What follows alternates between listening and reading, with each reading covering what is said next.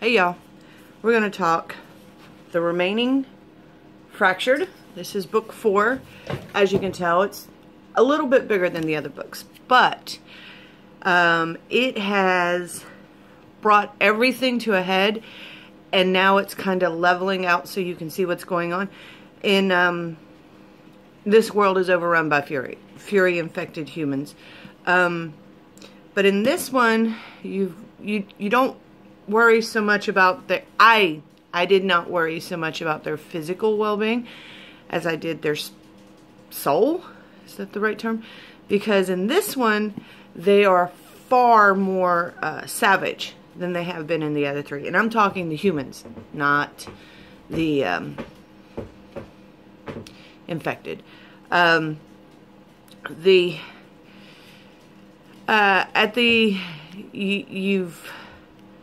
You've got so much stuff going on in this book. Like, Lee disappears. He has sent Harper in one direction, and he sent LaRoche in another direction. There's a theory that the infected people are coming from the north down, and they have to cross certain rivers, so now they have to find these bridges and see if there are hordes, very large hordes. We find out more about the following. We lose some people. The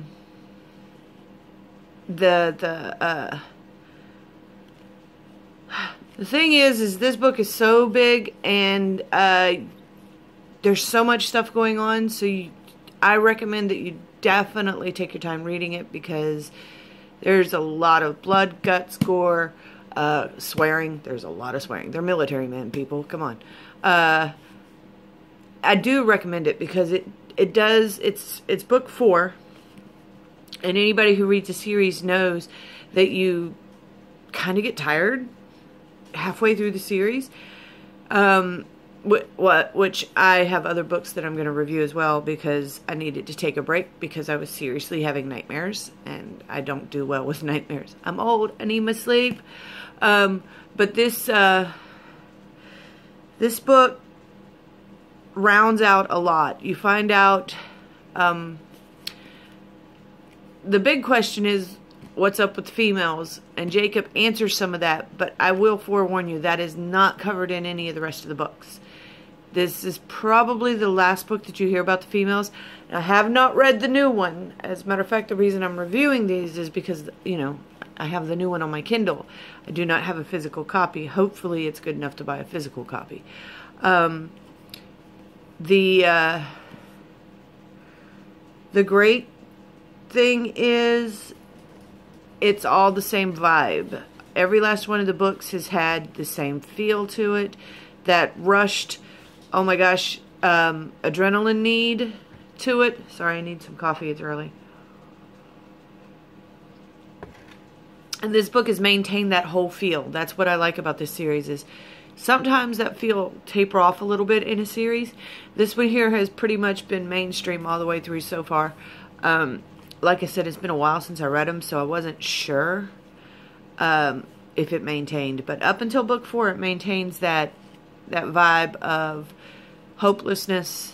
In book 4, you do get kind of frustrated, because you want to know what's going on. A lot of people get intimidated by the size of the book. I like the books that are bigger, just because I read a lot. I finished this book and 4 other books in 7 days. So I read pretty fast.